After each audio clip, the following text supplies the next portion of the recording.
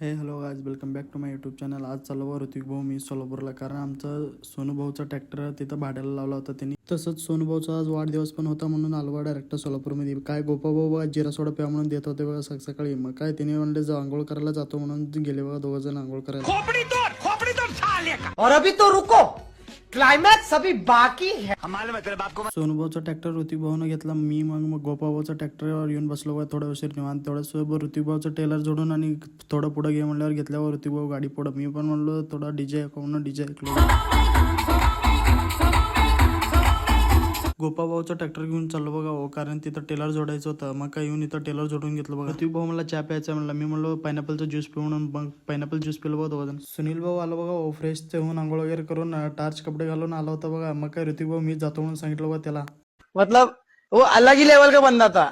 ऋतिक भाऊ मी निघालो बघा डायरेक्ट शेताकडं. मला पण कामावर जायचं होतं, उशीर झाला होता. मग काय कामावर आलो बघा डायरेक्ट चमीहून. कामावर येऊन क्लूप वगैरे काढून घेतलं बघा पद्धत. थोडं उशीर निवांत बसलो होतो. लाईट येते का म्हणून. लाईट तर नाही आली कारण पाऊस आल्यामुळे तार तुटलेत म्हणून सांगितलं कॉल केल्यावर. मग काय संध्याकाळी बघा डायरेक्ट वातावरण किती खतरनाक झालं होतं. पाऊस वगैरेचं येत होतं आणि तेवढं वारा सुटलं होतं बघा खूप जास्त. वारा खतरनाकच सुटलं होतं म्हणून मी पण 6 वाजले होते. मग काय चावी वगैरे घेऊन हातात निघालो बघा डायरेक्ट. बाहेरून क्लूप वगैरे घातलं बघा. क्लूप वगैरे घालून घराकडे निघालो होतो बघा. तेवढ्यात आमचं काकाचा पोरगा दिसला बघा. काय त्यांनी बघा ऋतिक भाऊच्या घराकडून आंबे घेऊन आला होता बघा. हो, हे ब्लॉग आवडला असेल तर लाईक फॉलो सबस्क्राईब करा. भेटू नेक्स्ट ब्लॉगमध्ये. सपोर्ट करा.